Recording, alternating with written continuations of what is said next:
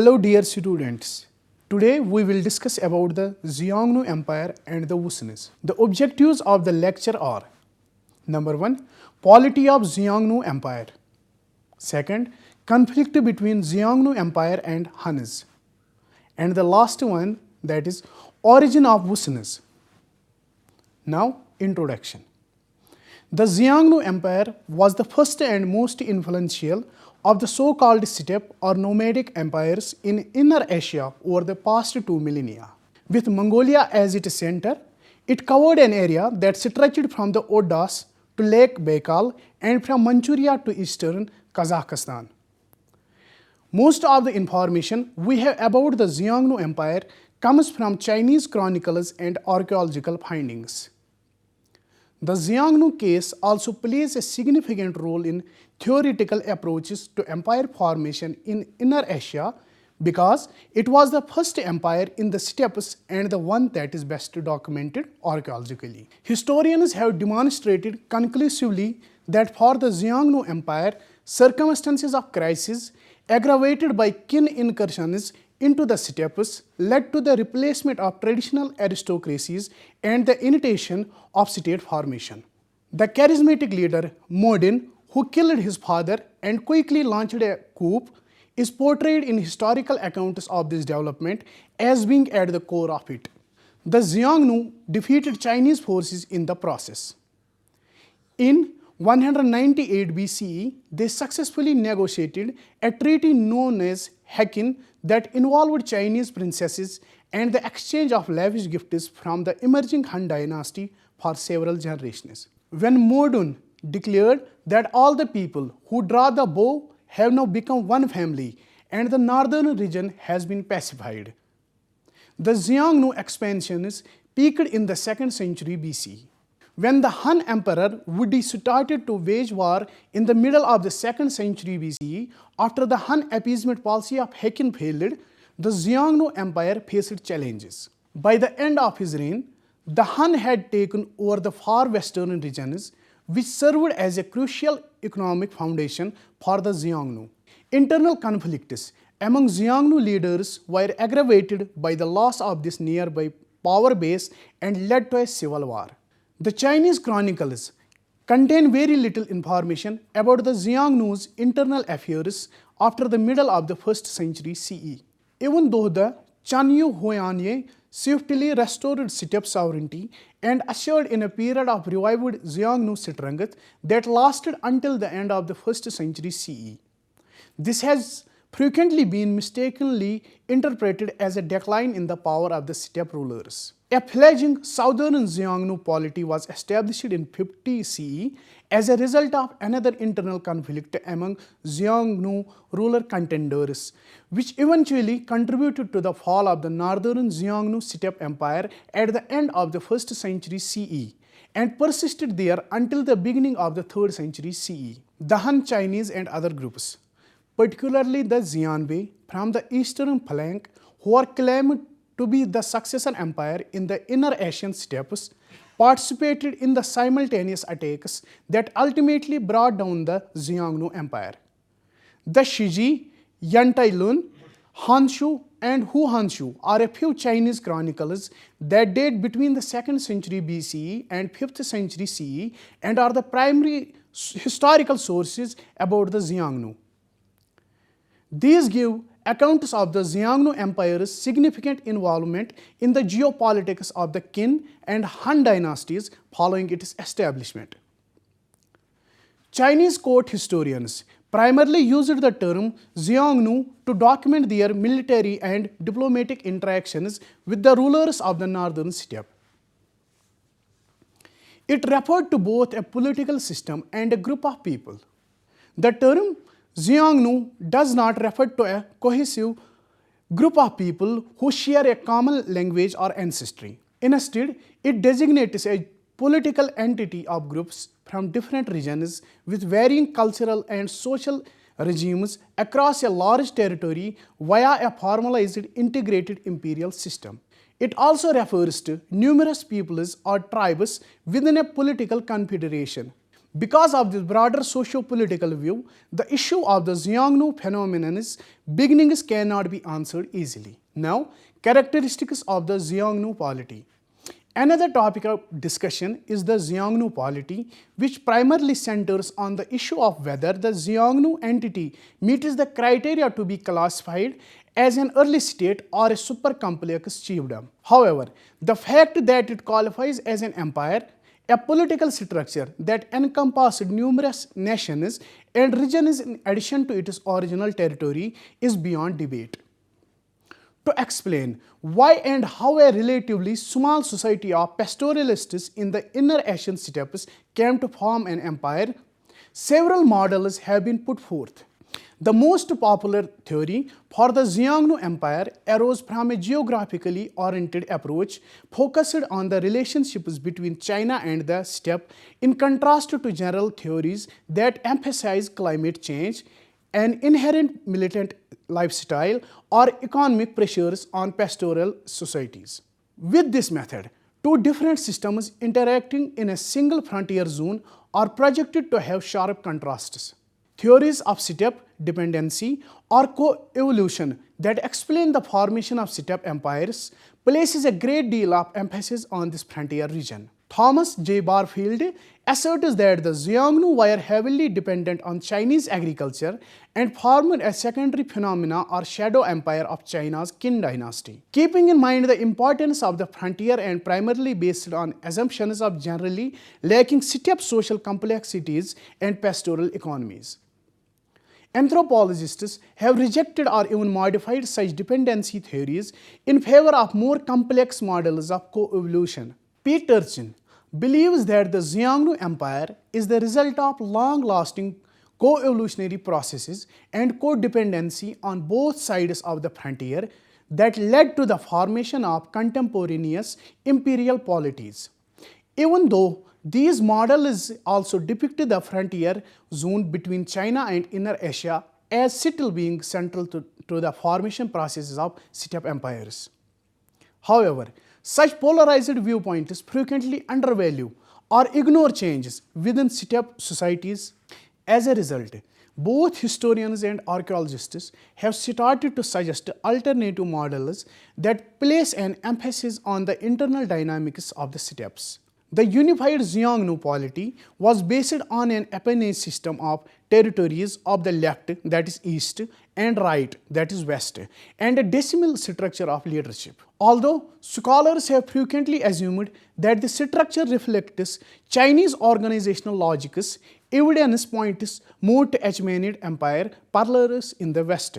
The supreme ruler, the Xiongnu, belonged to a ruling royal lineage, and the highest political ranks were restricted to this and only a few other secondary lineages linked to the royal lineage through intermarriage. The top ranks were made up of the 24 great chiefs, also known as the chiefs of 10,000 cavalry, who were hereditary positions at the top of a military decimal system and were associated with the specific left and right appanages. Other ranks of kings, high-ranking generals, commanders, and officials, some of which were open to other lineages, came after these. The steppe polity's lower-level rulers, both inside and outside the established system, represented important social forces. Each of the great chiefs appointed his own subordinate kings and officials to support the hierarchical structures in the center and thereby incorporate the elites of conquered people. The Xiongnu attempted to replicate their political and military titles at the local level. The Xiongnu had a personal entourage of trusted advisors as evidenced by a group of high-ranking appointments among the Xiongnu nobility that included foreigners like Chinese defectors who were placed directly under his authority. The question of whether like Xiongnu can be considered the forefathers of the European Huns of the late 4th to early 5th century CE has been debated for more than a century. However, this discussion frequently lacks methodological precision and frequently conflates concepts of cultural names, political confederation, names, and different notions of a people that should otherwise remain distinct.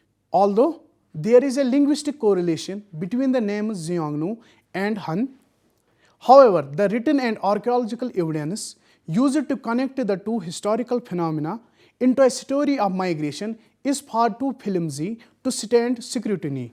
Archaeological material evidence does not support a narrative that links these two phenomena. Aside from the narrative of empire developed through Chinese chronicles of the Xiongnu, archaeological sources constitute another critical primary source that has the same potential to elucidate facets of the Xiongnu Empire.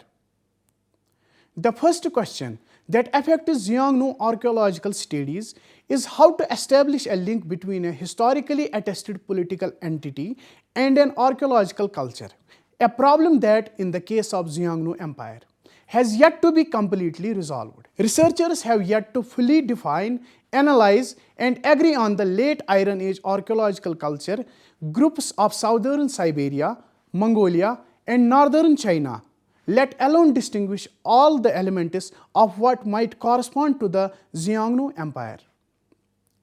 Investigations of Xiongnu period archaeological remains in different countries, particularly in Mongolia, have grown rapidly since the 1990s. Thousands of tombs have been documented in Mongolia, southern Siberia, and northern China. However, only a few cemeteries like Ivolga, Dairastui, and Burkhan Talgoi have been sufficiently excavated to allow for in-depth analysis. Furthermore, because most ancient interments were heavily disrupted, our knowledge of these graves is quite limited. Moreover, the process of reopening tombs, which is commonly interpreted as looting, has yet to be investigated to better discern time frames and disruption processes. Such research could shed light on the nature of grave opening, about issues of looting, desecration, and ritual reopening. The most plausible corpus of late Iron Age Inner Asian archaeological remains to be linked to the Xiongnu phenomenon consists of a spread of sites, mainly in Mongolia, that share similar mortuary expressions and numerous artifacts across a wide range of territories. Recent advances in chronological refinements of this material have enabled us to see a temporal sequence highlighting changes over time, distinctions that are critical for comparing and combining historical and archaeological narratives. A new burial style appeared in the Mongolian steppes during the 2nd century BCE. They can be identified by the large rings or small clusters of stones that demarcate their interments on the ground surface. Widespread adherence to a group of open-work animal-style ballot plaques during the late 2nd to early 1st century BCE indicates intense inter-regional elite communications. The appearance of a homogeneous weaponry style, namely the widespread use of the compound bow with bone straighteners and large iron arrowheads, as well as homogeneous pottery assemblage, suggests similar inter-regional connectivities. There are differences in status and rank within these burials and assemblages. Still, monumental terraced tombs containing overwhelmingly ostentatious burial assemblages with numerous exotic goods were erected in the steppes by the late 1st century BCE. As made evident by the Exotica, these elites were involved in extensive networks, primarily in China, but also in Central Asia and even further west. Some of the Exotica was acquired by lower ranks through internal redistribution of goods, indicating a wealth-based or prestige goods economy. The transfer takes place in a variety of contexts. Those objects made in Han imperial workshops most likely arrived within the Han emperor's tribute payments to the Xiongnu's Chanyu. During annual tribute payments, not only a wide range of goods, including foodstuffs, but also large quantities were sent north. Marriage alliances brought goods to the Xiongnu courts as well. Raiding excursions from the Xiongnu are prominently featured in the written records, while border markets are mentioned as another method of exchanging goods. However, apart from mortuary arena studies, The field of Xiongnu settlement studies is still in its infancy. Aside from pastoral campsites identified by small scatters of debris, archaeologists have discovered semi-subterranean settlements with evidence of agriculture subsistence and craft production, such as bone working. Several walled sites with platforms have also been found, though their function is still unknown. More systematic research has been carried out at Guadao, Terilzin, Dorvalzin, and Kherlin bars because of their architectural layout, the presence of foreign-inspired architectural elements, and the absence of normal settlement debris. They most likely held a central position in society, economically, politically, and socially, comparable to terrace tombs. Furthermore, because information on artisans and local production sites is limited, the economic sectors of Xiongnu society remain unknown. As a result, debates over import versus local setup production of goods and materials are hampered. However, evidence for local uses of foreign techniques as well as local sources of gold and local sites of intense iron smelting has begun to emerge in Xiongnu archaeology, assisting in the debunking of dependency theories. Some scholars have attempted to match the historically documented political system of centers, lefts, and rights to cores and peripheries in the distribution of archaeological remains.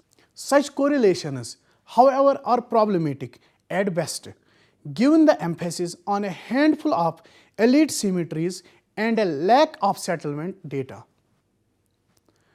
Furthermore, both historical and archaeological evidence point to more complex strata of local elites, and scholars have yet to elucidate how they were integrated into the larger polity. Distinctions of cultural cores, frontiers, and the mechanisms of greater or lesser integration of these territories into a political entity, while acknowledging regional, cultural, social, and economic diversity, remain empirically unresolved. Although material manifestations of political participation as well as cultural, social, and economic integration may highlight different cores and frontiers, we should be cautious about outlining precise polity boundaries based on archaeological culture. Instead, varying degrees of interaction and integration within the empire may be more promising. Returning to chronological delineations, radiocarbon dating efforts have revealed that some graves in the northern steppes, while appearing very similar to those of the Xiongnu period, date to the 2nd and even 3rd century CE, well after the officially documented Xiongnu Empire's collapse.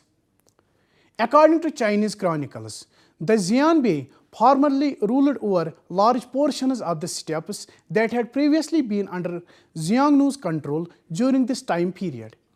Compared to the previous Xiongnu period, recent archaeological research in Mongolia indicates a much greater regional diversity in mortuary practices. However, this assumption raises a number of concerns. It highlights issues concerning our understanding of the nature of polity collapse, in addition to the sometimes problematic correlations between historical polities and archaeological cultures. Now, coming to Wusuns. Like most other nomadic groups of the steppe, Wusuns were nomadic herdsmen who roamed from one place to other in search of water. Their origin is not clear, but it is assumed that they were originally from Europe and are sometimes considered an offshoot of Scythians. They lived between the Kilian Mountains, that is present province of China, Qinghai, and Danhung, that is Gansu, located in the northwest of China region. They occupied the region extending from the Carpathians to the Kokonar. The history of Wusuns can be traced to the Bronze Age. Wusun territory was surrounded by the Fargana Valley, which was well known for its horse breed and extremely prosperous for having the Silk Road. Consequently, both Xiongnu and Chinese were interested in keeping relations with the Wusun. In 80 BCE, Xiongnu attacked and defeated Wusuns. In retaliation, in 72 BC, Wusun chief Kunmi sought the Han assistance and defeated the Xiongnu. This strengthened Wusun's power and Kunmi controlled Yarkand. In the west, Yuchi got involved in a war with the Wusuns. Yuchi killed the Wusun king Nandomi and destroyed Wusuns completely. In 162 BCE, Xiongnu defeated Yuchi and they forced Yuchi to move to the west. Lai Jiomi, prince of Wusuns, survived in the war and was embraced by the king of Xiongnu. This gives us the impression that Xiongnu and Wusun had pleasant relations. Nevertheless, they emerged most powerful in the 2nd and 3rd century BC, the period that coincided with the spread of Han power.